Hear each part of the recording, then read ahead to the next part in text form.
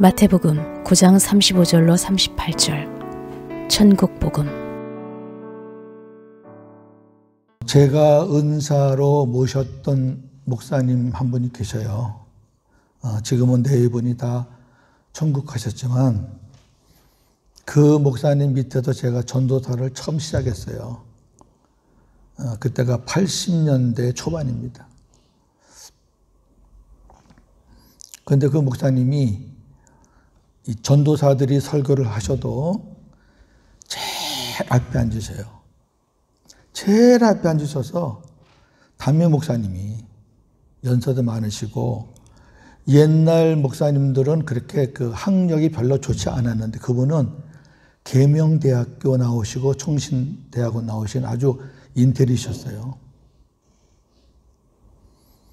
근데 그분이 제일 앞에 앉아서 그냥 아멘 하면서 전도사들이 죽을 쓰고 그래도 다 말씀을 받고 끝나고 나면은 수고했어. 조금만 더 좋아지면 좋겠어. 그렇게 다독여 주셨던 분이에요. 근데 그분이 그런 얘기를 하세요. 우리 부교육자들 모아놓고. 하나님이 강단에 주의 종들을 세우는 건 하나님의 말씀 복음 전하라고 세운 거지. 여기서 절대 다른 소리 하면 안 된다. 사람의 소리 내지 마라. 누구 칭찬도 하지 말고 누구 책망도 하지 마라. 그냥 하나님 말씀 그대로 전하면 여기 말씀과 성령이 무슨 의미인지 아세요? 하나님의 순수한 말씀이 선포될 때 성령이 역사하는 거예요. 그러니까 저는 전도사 때부터 그렇게 교육을 받았어요. 그리고 또 하나는 말씀을 전하는데 예수님이 빠지면은 그거는 복음이 아니다. 그 교회가 굉장히 유명한 교회예요. 이름만 대면 아실 만한 교회인데 그냥 이름은 생략하고요. 그 인테리들이 많아요. 공부를 많이 하신 분들 이런 분들이 많은데 그분들이 그 목사님한테 이런 항의를 하는 걸 제가 들었어요. 목사님은 남다르게 세상 학문도 하시고 목회도 이렇게 많이 하셨는데 어떻게 허구한 날 예수님만 얘기하셔요? 좀 다른 것도 얘기해 주세요. 여기 교인들이 다양한 사람들이 모이는데 좀 다양하게 이렇게 세상 시사도 좀 얘기하시고 이렇게 좀 해달라 그러는데 그 목사님은 초지일관이었어요. 그때 제가 전도사 때인데 저도 이해가 조금 안 됐어요. 목사님이 충분히 다른 말씀도 하실 수 있는 실력이 있는 분인데 왜 그러셨을까? 제가 그분이 그렇게 말했던 것을 저는 7년 전에 깨달았어요. 이 미련퉁이가 7년 전에.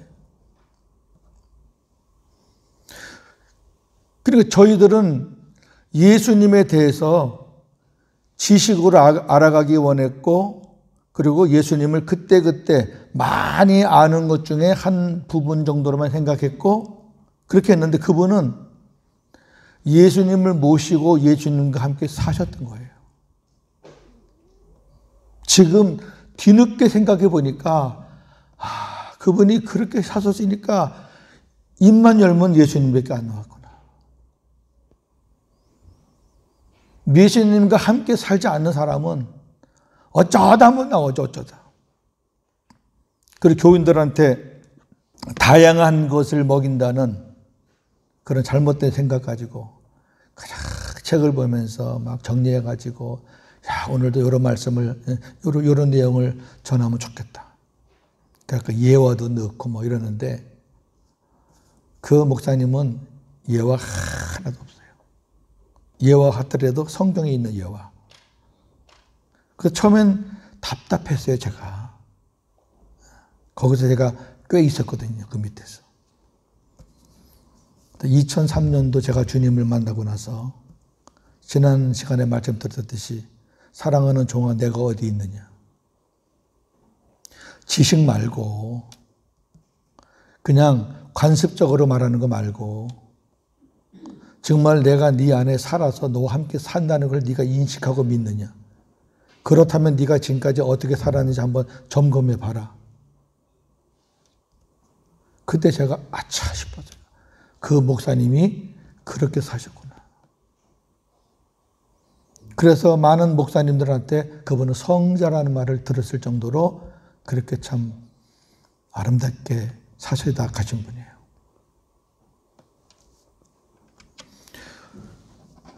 오늘부터 저에게 말씀을 전할 기회를 주셔서 하나님이 허락하시는 날까지 제가 천국 복음에 대해서 말씀을 드릴 텐데 오늘은 천국 복음의 서론입니다.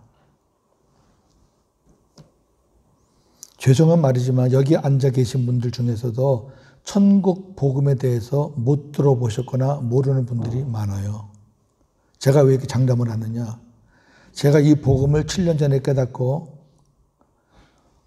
목사님들 수백 명 제가 만나서 훈련을 하고 평교인들도 참 많이 하는데 목사님들도 모르는 분들이 허다해요. 그게 무식해서냐? 아니에요. 근데 오늘부터 잘 들으시면은 이 복음이 막 살아 움직여요. 움직여야 돼요. 장사할 때도, 사업할 때도, 학교에서 공부할 때도 그 주님이 살아서 막 역사하는 것을 본인이 느끼면서 체험해야 그게 신앙생활이지. 주일날 설교 한번 듣고 그거 뭐 머릿속에 이렇게 기억나 3일만 지나면 제목도 까먹는데요.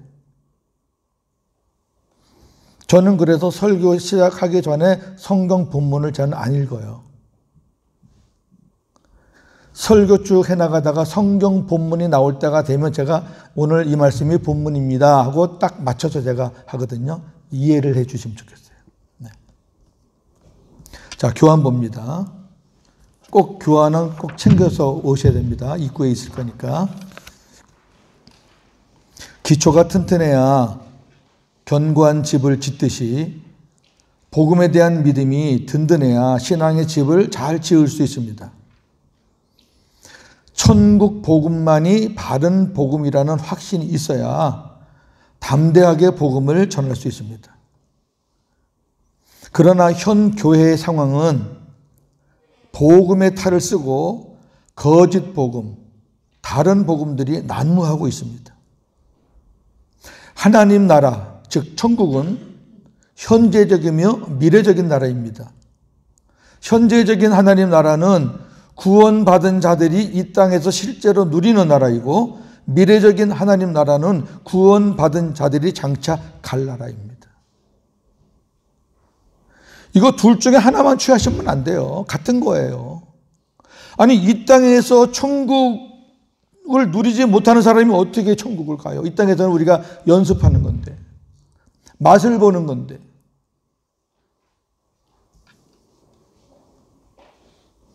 여기 거짓 복음, 다른 복음이라는 것은 천국 복음과 대치되는 말이에요. 그러면 천국과 반대되는 개념은 세상이에요. 다시 말해서 세상 복음을 말하는 거예요. 세상 복음. 예수 믿으면 세상에서 잘 먹고 잘 살고 성공하고 합격하고 돈 많이 벌어서 부자 되고 그런 거. 얼마나 난무해요? 예수 믿으면 병 걸리면 안 되고 우환당하면 안 되고 그건 다 예수 잘못 믿어서 그러는 거고 그러면서 그런 걸 복음이라 그러잖아요. 여러분 복음은 천국 가는 말씀인데 그거 믿어갖고 천국 가요?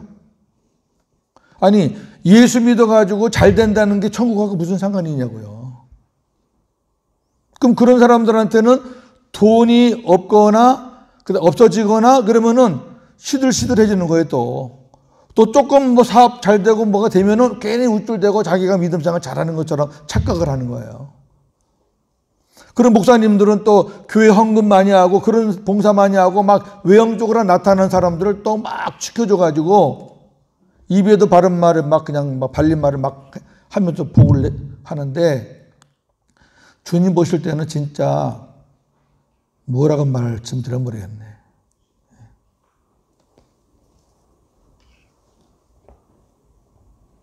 다른 복음 많습니다. 여기는 철학을 강론한 데가 아니에요. 제가 아는 목사님이 서울대학 병원 신우회 예배인도 초청을 받았대요. 이 목사님이 그 의사들, 간호사들 모이니까 내가 그래도 뭐 의학에 대해서 조금 기본적인 상식은 있어야지 가서 이렇게 시작할 때 좀 마음도 열고 서로 이렇게 공감이 되는 그런 거를 한번 해야 되겠다 싶어갖고 의학 서적과 이런 것들을 막 놓고 준비를 했대요. 그리고 이제 가서 마음문을 연다는 명목으로 이제 뭐 의학에 대해서 뭐 이렇게 결과는 어떻겠어요? 죽었죠. 아니 의사나 간호사나 그런 분들이 하나님 말씀 들으려고 앉아있지 무슨 자기들이 다 알고 있는 거 어설프게 그런 말 들으려고 앉아있나요?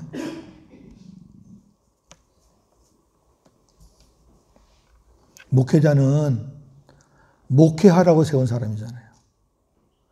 그저 하나님이 주시는 마음으로 하나님이 주시는 말씀 그냥 전하면 돼요. 전하면. 그러면 역사는 성령이 하시는 거예요. 자, 큰 1번입니다. 성경의 핵심 주제 메시지는 하나님 나라, 즉 천국입니다. 하나님 나라나 천국이나 같은 단어예요. 하나님 나라는 세례 요한과 예수님께서 첫 번째로 선포한 메시지입니다. 말씀은 같이 봅니다. 마태복음 3장 1절 2절 그때에 세례 요한이 이르러 유대 광야에서 전파하여 말하되 회개하라 천국이 가까이 왔느니라 하였으니 마태복음 4장 17절 이때부터 예수께서 전파하여 이르시되 회개하라 천국이 가까이 왔느니라 하시니라. 예. 세례 요한과 예수님이 전하신 복음이 똑같아요. 천국이 가까이 왔다. 이 가까이 왔다라는 그 원문의 뜻은 너희들의 손이 닿을 만한 곳에 와 있다 그런 뜻이에요. 그러니까 예수님이 지금 천국으로 오셨다 그 얘기예요. 예수님이 천국이에요. 그러니까 그 천국에서 예수님이 내 안에 계시니까 내 안에 내가 심령 천국이 되는 거죠. 그분이 천국이 아니면은 내 심령이 어떻게 천국이 돼요? 두 번째, 예수님은 하나님 나라 천국 복음을 전하시기 위해 이 세상에 오셨습니다. 누가복음 4장 43절 예수께서 이르시되 내가 다른 동네들에서도 하나님 나라 복음을 전하여야 하리니 나는 이 일을 위해 보내심을 받았노라. 아멘. 분명하잖아요. 예수님이 이 땅에 오신 목적이 분명하잖아요. 천국 복음을 여기서도 전하고 저기서도 전하고 나는 그것 때문에 왔다. 세 번째, 예수님은 12제자를 파송하실 때에 하나님 나라 전파를 명하셨습니다. 누가복음 9장 1절 2절 예수께서 12제자를 불러 모으사 모든 귀신을 제어하며 병을 고치는 능력과 권위를 주시고 하나님의 나라를 전파하여 하며 앓는 자를 고치게 하려고 내보내시며. 네. 하나님 나라 전파하라고 천국 복음 전하라고. 근데 천국 복음을 전할 때는 꼭 뭐가 나오냐면요. 귀신을 제어한다, 병을 고친다, 그런 일들이 꼭 같이 겸해서 나와요. 이제 좀 이따가 나왔을 때 좀 자세하게 설명을 드릴게요. 네 번째, 예수님은 부활하신 후에도 하나님 나라의 일을 말씀하셨습니다. 사도행전 1장 3절 그가 고난받으신 후에 또한 그들에게 확실한 많은 증거로 친히 살아계심을 나타내사 40일 동안 그들에게 보이시며 하나님 나라의 일을 말씀하시니라. 아멘. 예수님은 천국에 관한 일 외에는 얘기하신 적이 없어요. 예수님의 비유를 잘 생각해 보세요. 밭에 비유니 뭐 달란트 비유니 문화 비유니 이런 양 전부 다 하나님 나라 천국에 관한 비유잖아요. 부활하셔서도 승천하실 때까지 그 40일 동안에도 그저 하나님 나라에 대해서 계속 가르친 거예요. 두 번째, 예수님이 전하신 복음이 천국 복음입니다. 1번, 하나님의 아들 예수 그리스도가 복음입니다. 로마서 1장 2절 4절 이 복음은 하나님이 선지자들을 통하여 그의 아들에 관하여 성경에 미리 약속하신 것이라. 그의 아들에 관하여 말하면 육신으로는 다윗의 혈통에서 나셨고 성결의 영으로는 죽은 자들 가운데서 부활하사 능력으로 하나님의 아들로 선포되셨으니 곧 우리 주 예수 그리스도시니라. 아멘. 자, 복음은 그의 아들에 관해서 약속된 건데 그의 아들이 누구냐? 우리 주 예수 그리스도다. 복음이 예수 그리스도예요. 예수 그리스도에 관한 말씀이 복음이에요. 다른 건 복음이 없어요. 두 번째, 예수님은 천국 복음을 전파하시며 모든 병과 약한 것을 고치셨습니다. 마태복음 4장 23절, 예수께서 온 갈릴리에 두루 다니사 그들의 회당에서 가르치시며 천국 복음을 전파하시며 백성 중에 모든 병과 모든 약한 것을 고치시니. 꼭 천국 복음을 전파하시면 치유의 역사가 일어나요. 동일합니다. 근데 이 마태복음에서는 예수님이 갈릴리 지방을 다니시면서 천국 복음을 전했어요. 예수님이 전하신 복음은 꼭 천국 복음 아니면은 하나님 나라 복음이라고 그렇게 써 있다는 걸 여러분들이 명심을 하셔야 돼. 왜 그게 앞에 붙었는지를.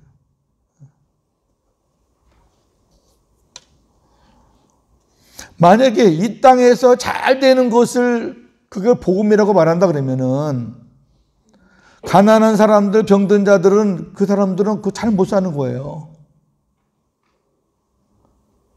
사도 바울을 비롯한 모든 제자들은 죽을 때 인간적으로 볼 때는 비참하게 죽었어요. 그 사람들 그럼 다 못 산 거예요.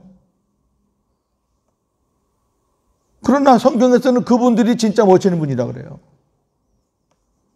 근데 오늘날 강단에서는 이상하게 변질됐어요. 하나님의 말씀을 바로 선포해야 되는데 사람들의 귀를 즐겁게 해주고 있어요. 여러분, 그건 거짓 선생들이에요. 제가 이번 주 월화 목사님들, 장로님들, 권사님들 한 5, 60명 모인 세미나 제가 인도하고 왔는데요. 목사님들 모였을 때는 제가 굉장히 강하게 합니다. 왜냐면 우리 교우님들은 이렇게 살살 얘기해도 잘 받아요. 그리고 그렇게 하나님 말씀에 대해서 많은 지식이 없기 때문에 잘 받아요. 근데 목사님들, 장로님들은 잘 안 받아요. 왜? 가진 게 많아요. 들어있는 게 많고 배운 학식이 있고 그러니까 이 복음을 전해도 그걸 율법과 구분을 못해요. 그래서 제가 목회자들 모임에서는 굉장히 세게 하는데 이번에도 하나님께서 강하게 역사해가지고 엄청난 그런 은혜의 자리가 됐었어요. 끝나고 나면 다 고백시킵니다. 다 회개하고 잘못 사는 거 고백하고 막 즐거워하고 행복해하고 다음 모임을 또 기대하고. 강단에서 목사님들이 복음을 안 전하면 그 교인들은 다 죽는 거예요. 아니, 강단에서 예수 그리스도의 생명을 안 전하면은 뭘로 살려요? 율법은 정죄하고 판단하고 비교하고 그러는 거잖아요. 하지도 못하는 거 왜 해, 이거 해라 저거 해라 그래야 복을 받는다 하지도 못하는 거를 말하는 그 자신도 웃기는 거고 그걸 받고 또 아멘 하는 사람들도 웃기는 거예요. 왜? 하지도 못할 거 왜 아멘 하세요? 그게 율법의 한계란 말이에요.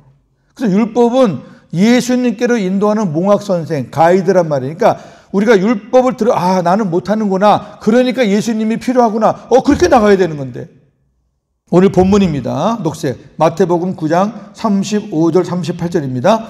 예수께서 모든 도시와 마을에 두루 다니사 그들의 회당에서 가르치시며 천국 복음을 전파하시며 모든 병과 모든 약한 것을 고치시니라. 무리를 보시고 불쌍히 여기시니 이는 그들이 목자 없는 양과 같이 고생하며 기진함이라. 이에 제자들에게 이르시되 추수할 것은 많되 일꾼이 적으니 그러므로 추수하는 주인에게 청하여 추수할 일꾼을 보내주소서 하라 하시니라. 아멘. 잘 보셔요.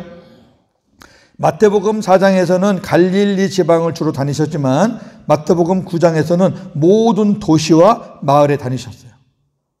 그때는 뭐 차도 없어요. 그냥 걸어 다니시는 거예요. 근데 다른 거 전하신 게 아니라 천국 복음을 전하고 가르쳤어요. 천국 복음. 하나님의 나라. 그러면서 약한 자들, 병든 자들, 약한 자들이라는 것은 마음이 약한 자들, 또 귀신이 들린 자들, 이런 사람들 다 통틀어서 말하는 거예요. 그러면서 제자들에게 뭐라고 그러냐면 추수할 것은 많다. 복음을 전할 사람은 많다는 거예요. 복음을 들어야 될 사람들은 많다는 거예요. 여기도 연길 신하들 많잖아요. 문제는 그 복음을 전할 일꾼이 적어, 일꾼이. 우리가 복음을 전하고 복음으로 살아서 그들에게 뭔가 언행으로 보여줘야 되는데 우리도 제대로 복음도 모르고 맨날 그냥 율법 안에서 싸우긴 하는데 뭘 보여줄 게 뭐가 있어요?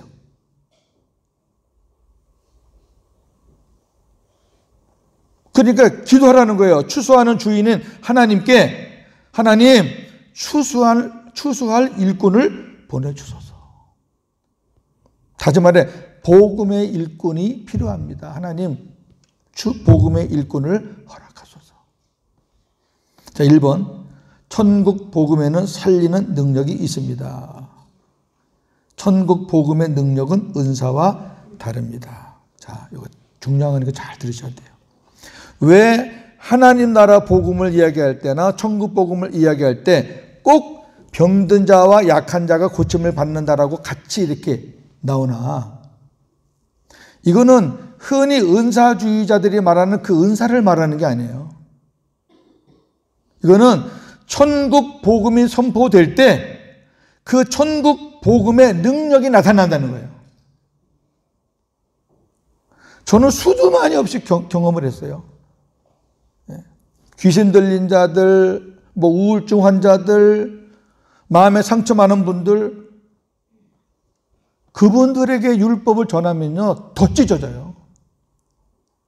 근데 그들에게 하나님이 당신을 사랑한다는 이 복음을 전하면요 어떤 병도 다 치유가 돼요. 그리고 이런 얘기하면 또 그러니까 제가 말씀을 안 드리는데, 은사는 어떤 사람이 능력이 있다는 거잖아요. 어떤 사람에게 무슨 은사가 특별하다는 거 아니에요. 그러니까 그 사람들은 그거 가지고 돈벌이 하잖아요. 자기 높여달라고 그러잖아요. 여기 말하는 그거 아니에요. 예수님이 당신 높여달라고 그랬나요? 천국 복음을 전하면 그 천국 복음과 함께 성령의 역사가 일어난다는 거예요. 말씀과 성령. 이 말씀은 천국 복음을 말하는 거예요. 그러니까 성도들이, 약한 자들이 이 복음을 들으면 힘이 나고 성령의 만지심을 체험하고 치유의 역사가 일어나고 회복의 역사가 일어나는 거예요. 이거는 여기 말씀을 전하는 고윤재 목사의 몫이 아니에요. 저는 하나님께서 기뻐하시는 복음만 전하면 역사는 누가 하신다? 그분이 하신다. 아멘. 그게 천국 복음의 역사예요. 그런 일들을 우리가 경험해야 될 거 아니에요. 아니, 예수 믿으면서 그런 경험을 한 번도 안 했다? 그건 안 믿은 거죠. 그 잘못 믿은 거예요. 그러니까 두 번째, 천국 복음을 추수할 일꾼이 필요해요. 여기 우리 외국 교회에 나오시는 우리들이 이 훈련을 잘 받아서 이게 천국 복음이구나 하고 딱 무장을 하고 장전을 하고 그러고 나가서 천국 복음을 전하면은 하나님께서 역사해요.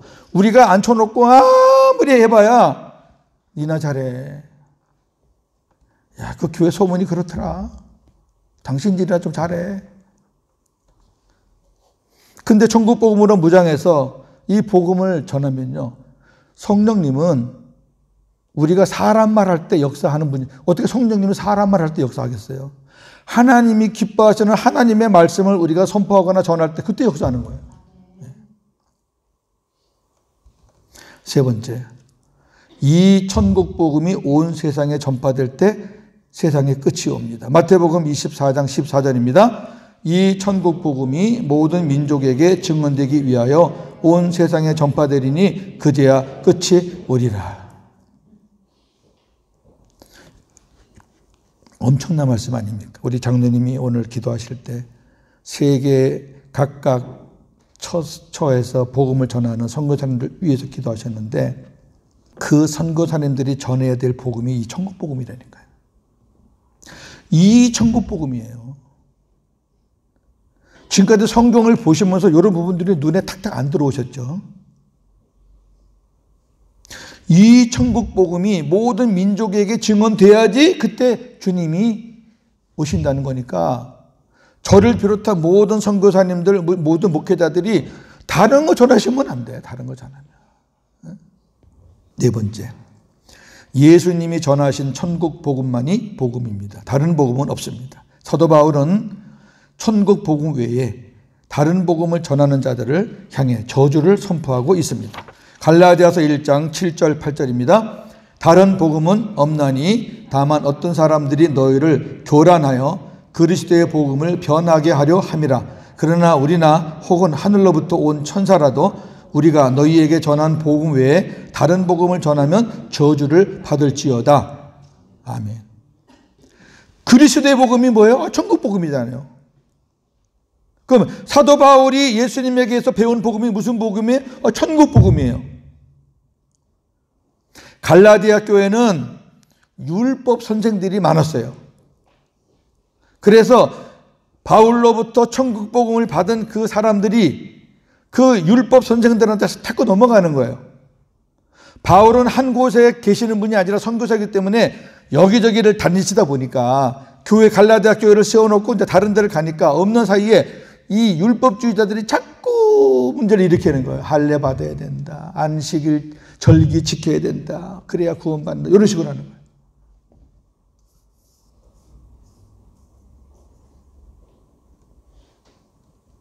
구원은 복음으로 받는 거지 절기 지킨다고 구원받습니까? 육신의 할례 베푼다고 구원받습니까? 하나의 다 그는 상징 예표적인 거지. 예수 한 분으로 만족해요. 근데 그 예수 한 분으로 만족하는 게 내가 필요할 때 찾는 예수가 아니고 그 예수님이 내 안에 들어와서 임마누엘로 같이 나랑 사는 그 예수. 그 예수가 필요한 거예요. 그러면 끝나요. 예수 안에는 보화가 있어요. 모든 보화가 있어요. 저나 여러분들이 요구하는 모든 것들이 그분께 다 있다니까. 마태복음 6장 33절 여러분 잘 아시죠? 너희는 먼저 그의 나라와 그의 의를 구하라. 그리하면 이 모든 것을 너희에게 더하시리라. 이 모든 것은 앞에 말했던 의식주, 먹는 거, 입는 거, 뭐 자는 거 그런 거 얘기하는 거예요. 아니 예수를 안 믿는 이방인들도 하나님이 먹을 거, 입을 걸 다 채워주시는데 아니 너희들은 전능하신 하나님을 믿으면서 예수님을 믿으면서 어떻게 너희들의 기도는 맨날 그 사람들하고 똑같은 그런 기도만 하느냐. 그건 이방인들이 하는 기도다. 너희들은 기도를 그렇게 하면 안 돼. 어떻게 하느냐? 그의 나라와 그의 의를 구해라. 오직, 다만. 그러면 그의 나라가 뭐예요? 천국이에요, 천국. 예수님. 예수님께 내 필요한 것을 구하는 것 말고 그냥 예수님을 구하시라니까. 이건 다른 거예요. 그리고 그의 의는 역사하심, 일하심. 우리가 예수님을 구하고 그분이 일하실 것을 구하라는 거예요. 그러면 우리가 필요한 모든 의식주는 그냥 보너스로 덤으로 채워주신다는 거예요. 근데 우리는 진짜 구할 것 안 구하고 이방인하고 똑같은 기도를 하고 있잖아요. 미신 믿는 사람하고 똑같은 기도하고 살잖아요. 그게 무슨 예수님 믿는 사람이냐고.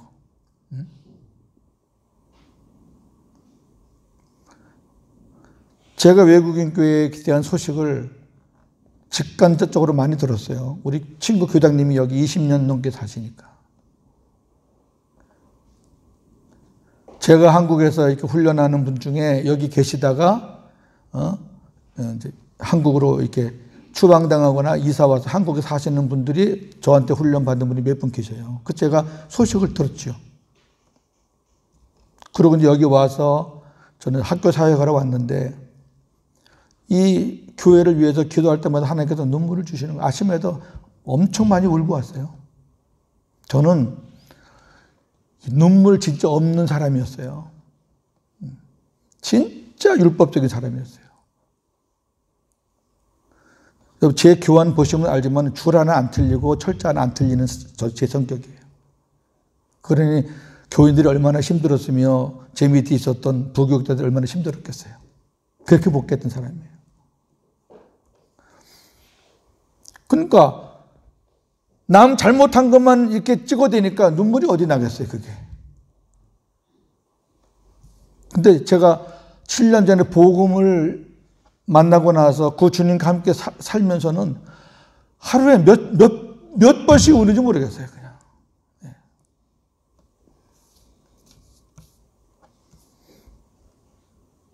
교회가 어려울 때 여러분 손가락질 했어요, 울었어요? 율법은 다 죽는 거예요. 자, 바울이 천사라 할지라도 예수님이 가르쳐 준 그 복음 외에 다른 것도 안 하면은 저주다. 그러나 오늘날 천국 복음을 변질시켜서 율법, 기복, 성공 등 다른 복음과 거짓 복음을 전하고 가르치는 수많은 거짓 선생들이 있습니다. 그들이 다른 복음을 전하는 이유는 천국 복음을 깨닫지 못했기 때문이고 그들이 깨닫지 못하는 이유는 영적으로 가려져 있기 때문입니다. 고린도후서 4장 3절 4절 만일 우리의 복음이 가리었으면 망하는 자들에게 가려진 것이라. 그 중에 이 세상의 신이 믿지 아니하는 자들의 마음을 혼미하게 하여 그리스도의 영광의 복음의 광채가 비치지 못하게 함이니 그리스도는 하나님의 형상이니라. 아멘. 마귀가 가려놔요, 영적으로. 그럼 못 듣는 거예요, 못 보는 거예요, 못 깨닫는 거예요. 그러면 결국 이 복음을 만나지 못하면 어떻게 돼요? 망해요, 망해. 망하는 자들에게 가려졌다 그러잖아요. 세 번째, 천국은 어떤 사람들이 들어갈 수 있나요? 천국은 하나님의 뜻인 새 언약의 복음을 믿고 하나님의 생명을 가진 자가 들어갈 수 있습니다. 히브리서 10장 9절 10절 보시옵소서 내가 하나님의 뜻을 행하러 왔나이다 하셨으니 그 첫째 것을 폐하심은 둘째 것을 세우려 하심이라. 이 뜻을 따라 예수 그리스도의 몸을 단번에 들이심으로 말미암아 우리가 거룩함을 얻었노라. 아멘. 하나님의 뜻이 뭐예요? 첫째 것을 폐하고 둘째 것을 세우는 거예요. 첫째 것은 옛 언약 안에서 율법으로 사는 거고 둘째 것은 예수 그리스도 안에서 복음으로 사는 걸 얘기하는 거예요. 첫째 것은 내가 율법을 보고 계명을 보고 내가 지키는 거예요. 내가 지켜서 의로워지고 내가 지켜서 구원받고 하는 거예요. 그게 첫 언약이에요. 그런데 첫 언약 갖고는 구원받을 사람이 하나도 없어요. 그러니까 예수님이 오신 거예요. 새 언약의 중보자로. 그 새 언약이 둘째 거예요. 히브리서를 이제 한번 쭉 기회가 되면 강의하면은 구약 성경 전체를 볼 수 있어요. 그 뜻을 따라 첫째 것을 폐하고 둘째 것, 율법을 폐하고 새 언약의 복음으로 살게 하기 위해서 예수님이 그 하나님의 뜻을 행하려고 이 땅에 왔다. 그 뜻을 따라서 예수님이 십자가에 죽으셨고 우리가 거룩함을 입었다. 하나님의 뜻은 새 언약의 복음 안에서 주님과 함께 사는 거예요. 자, 마태복음 7장 21절 시작. 나더러 주여 주 하는 자마다 다 천국에 들어갈 것이 아니요 다만 하늘에 계신 내 아버지의 뜻대로 행하는 자라야 들어가리라. 아멘. 이제 해석이 돼요, 이 본문이요? 히브리서 10장을 이해 못하면 마태복음 7장이 해석이 됩니까? 내 아버지 뜻이라고 그냥 막연하게 생각하니까 기도해야지 천국 간다. 그 다음에 죄에 안 져야 천국 간다. 많이 봉사하고 헌금 생활 잘해야 천국 간다. 뭐 어찌해야 천국 간다. 이렇게 해가지고 하니까 천국 들을 때는 뭐 그럴 것 같은데 그렇게 말하면 천국 갈 사람이 한 사람이라도 있어요?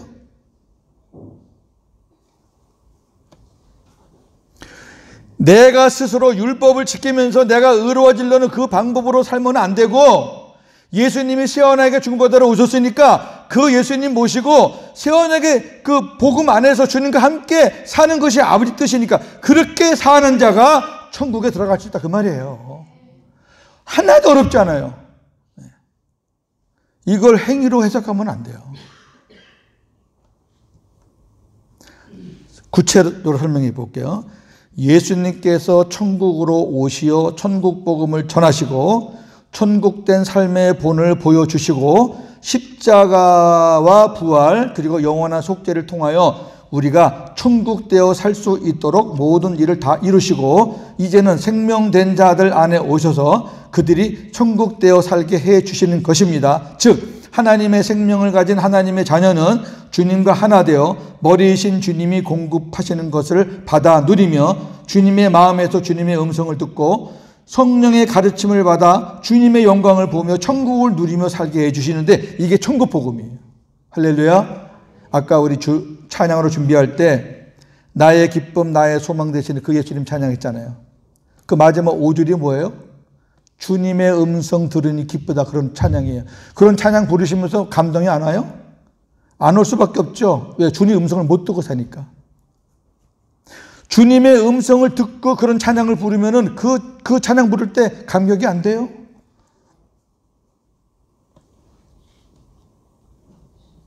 네 번째. 너무너무 중요한 거니까 이 네 번째 말씀을 들으시고 지금까지 신앙생활 잘못한 사람들은 다 하나님 앞에 고백하셔야 돼요.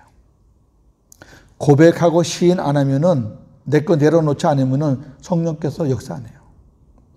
자, 하나님을 모르는 자가 있고 이 천국 복음을 모르는 자가 있어요. 그러니까 하나님을 모르는 불신자는 당연히 하나님의 심판을 받아요. 그건 우리가 뭐 재론할 가치가 없어요. 자, 그렇다면 교회는 다니는 교인인데 이 복음이 없는 거예요. 이 천국 복음을 모르는 거예요. 천국 복음을 모르면은 주님께 순종하고 복종하는 게 안 돼요. 율법 안에서 어쩌다 되는 거예요, 그거는.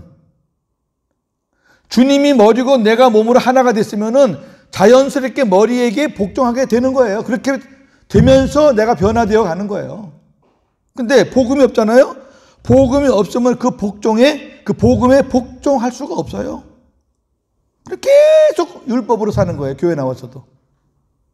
자, 우리는 하나님 앞에 가면 그래도 불신자보다는 교회 다녔던 사람이 낫겠지라고 막연하게 생각을 하지만 하나님 말씀은 이 두 부류는 모두 다 주님과 하나 되지 못했기 때문에 구원받을 수 없다는 거예요.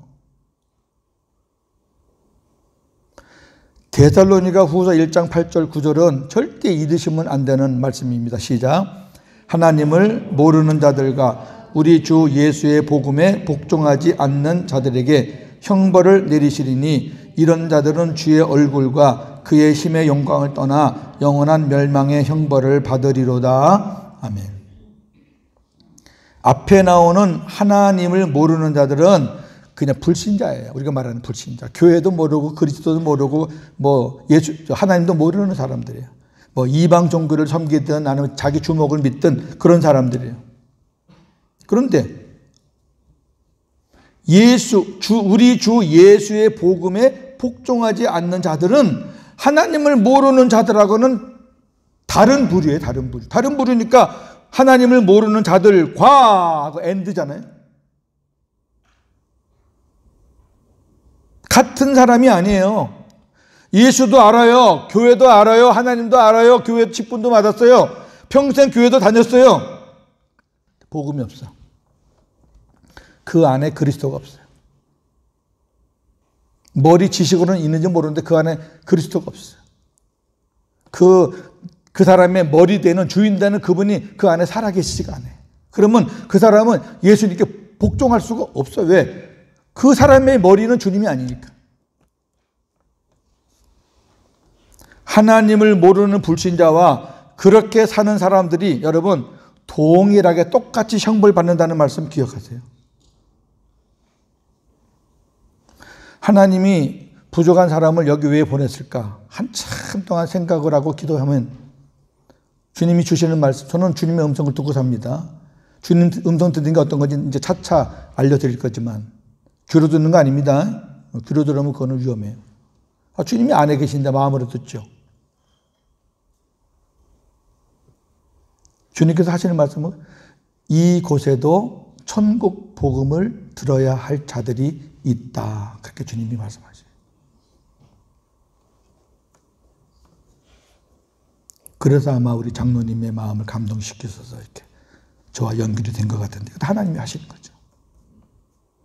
두 번째, 교회로 청함받은 자는 많은데 실제로 구원받을 자는 그리 많지 않습니다. 마태복음 22장 14절 청함을 받은 자는 많되 택함을 입은 자는 적으리라. 여기 청함을 받았다는 것은 교회 오는 거예요. 교회 오는 거. 전도하고 뭐 이렇게 해서 우리 교회 와봐. 그래서 택함 받은 자는 많지 않습니다. 이거 바꾸고 말하면 여기 지금 교회 오신 분들은 많은데 여기 생명대학 돼가지고 하나님께 구원받은 사람들은 여기 나오는 숫자 이코를 그 숫자가 아니라는 거예요. 한국교회 교인이 지금 옛날에는 1000만 얘기하다 지금은 600만, 700만으로 다운됐는데 600만, 700만이라고 칩시다. 600만, 700만 중에 구원받을 사람이 얼마나 되겠어요? 그렇게 많지 않아요. 하나님 말씀이에요.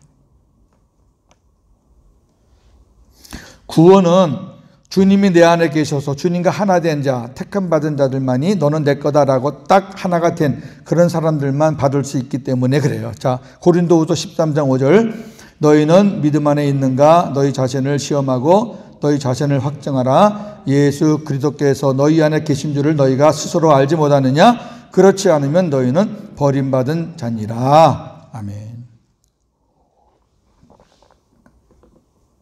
고린도후서 13장 1절에는 사도 바울이 주님의 말씀을 듣고 사역을 한다고 그러니까 다른 거짓 선생들이 자기들은 그런 경험이 없으니까 체험이 없으니까 무슨 주님의 음성을 듣고 살아? 저거 이상한 소리 듣는 거 아니야? 그랬더니 바울이 굉장히 바울은 개인적으로 욕을 먹을 때는 화를 안 내요.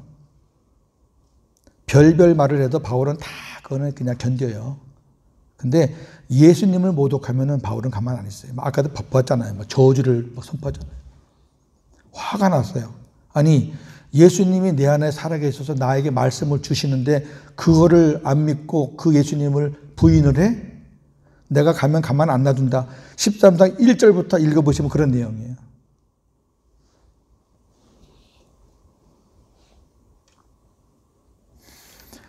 자, 말씀을 정리합니다. 창세기 48장 8절에서 20절을 보면 야곱이 요셉의 두 아들 장자 므낫세 그리고 차자 에브라임을 축복하는 장면이에요. 아실 거예요. 야곱도 그랬고 요셉도 그랬고 장자인 므낫세를 더 축복하려고 했어요. 왜? 그게 전통이니까. 그래서 장자는 오른손, 차자는 왼손입니다. 그래서 그렇게 하라고 요셉이 자기 아들 둘을 야곱의 오른손 밑에 므낫세를 앉혀놓고 야곱의 손 왼쪽에 에브라임을 앉혀놓은 거예요. 그런데 하나님은 에브라임을 선택했어요. 그래서 야곱은 하나님의 뜻에 순종해가지고 손을 이렇게 엇갈려가지고 오른손으로 에브라임을 안수하고 왼쪽으로 므낫세를 축복을 하는 거예요. 이렇게 하는 거예요. 이렇게 하면 편한데. 근데 하나님이 이렇게 하라는 거죠. 하나님이 왜 그랬었을까? 한번 잘 생각해 보세요. 므낫세라는 이름의 뜻은 과거를 청산한다 그런 뜻이에요. 이 구약에서는 그 사람의 이름을 뜻을 모르면 해석이 안 될 게 너무 많습니다. 제가 필요한 것들은 여러분께 소개를 할 건데 므낫세라는 이름의 뜻은 과거를 청산한다 이런 뜻이고 에브라임은 미래가 부요하다, 풍성하다 그런 뜻이에요. 사람들이 지나간 과거에 너무 집착하는 사람들이 있어요. 물론 과거도 하나의 거울이니까 이렇게 살면 안 되겠다 이렇게 하면 좋은데 과거를 생각하면 할수록 또 과거에 일어났던 일이 막 생각나가지고 또 그 사람이 생각나고 또 미워지는 거예요. 지금 이 형편에서 과거를 한번 돌이켜서 보시면은 그때 누구 때문에 이렇게 할 거 아닙니까? 이러면 안 되지 하면서도 과거 지향적인 사람은 늘 입에 그런 것들이 있어요. 그런데 에브라임이란 뜻은 미래지향적인 거예요. 그랬지만 이제는 내가 하나님의 은혜로 하나님과 함께 고난도 많았고 힘든 건 많았지만 이제 내가 새로운 힘을 공급받아서 이제는 하나님이 앞으로 펼쳐나갈 것을 기대하면서 주님과 함께 나간다는 그런 뜻이 에브라임이거든요. 여러분 므낫세를 택하실래요? 에브라임을 택하실래요? 야곱도 요셉도 그냥 세상적인 윤리에 따라서 세상적인 전통에 따라서 므낫세에게 복을 주려고 하는데 하나님은 아니었어요. 너희들이 언제까지 과거에 집착하느냐. 과거가 거울로 삼는 건 좋지만 과거에 집착하지 말아라. 이제는 내가 너희들에게 펼쳐줄 미래를 바라봐라. 그게 믿음이지.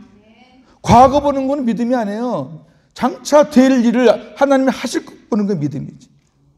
여러분 어떻든 고윤재 목사를 여기 보내주신 것도 하나님의 뜻인 줄 믿죠? 네. 그러면 이제부터는 우리 에브라임입니다. 하나님이 기뻐하신 쪽이죠. 우리도 자꾸 므낫세 갖고 끄집어내지 마세요. 저한테 와서 목사님 옛날에 이런 일이 있었는데요 이 사람 어쩌고 그런 얘기 하지 마세요. 제가 안 들어요. 제가 장로님 이제 두 분하고 이제 당회를 어쩐지 할 건데 우리 장로님들 통해서 제가 참고하는 거는 제가 듣지만 다른 분들은 저한테 어떤 나쁜 얘기 하시려고 같으면 아예 하지 마세요. 저한테 혼나고 가시니까. 그런 걸 자꾸 들으면 목사가 분별력이 없어져요. 지금까지 어떤 일이 있었어도 좋아요. 이제는 교회 나오셔서 이 복음 들으면서 우리 하나님이 일하시는 걸 보자고요. 므낫세 아니고 에브라임, 하나님께서 원하시는 그 에브라임 편에 서서 하나님의 일하심을 보면서 지금은 여러 가지 상처도 많고 그렇죠. 우리 현 주소가 그래요. 그러나 복음으로 치유받으면서 하나님이 이 땅에서 이 연변 지역에서 일하시는 것을 우리가 보면서 날마다 하나님께 영광 돌리는 그런 우리 외국인 교회가 되어지기를 주님의 이름으로 축원합니다. 기도하겠습니다. 하나님 아버지 감사합니다. 감사합니다. 주께서 뜻이 계셔서 종을 보내주셨는데 이 사역 잘 감당케 하시고 하나님이 기뻐하시는 복음만 선포하게 하시고 그 복음을 선포할 때 치유의 역사, 회복의 역사가 일어나고 그 복음으로 말미암아 우리가 다시 살아나고 하나님이 일하시는 것을 볼 수 있는 귀한 하나님의 백성들이 날로 확장되어지게 하시고 에브라임을 복을 주셔서 이스라엘 대표 지파가 되게 하셨듯이 하나님 우리에게도 그런 복을 허락하여 주실 줄로 믿습니다. 예수님의 이름으로 기도합니다.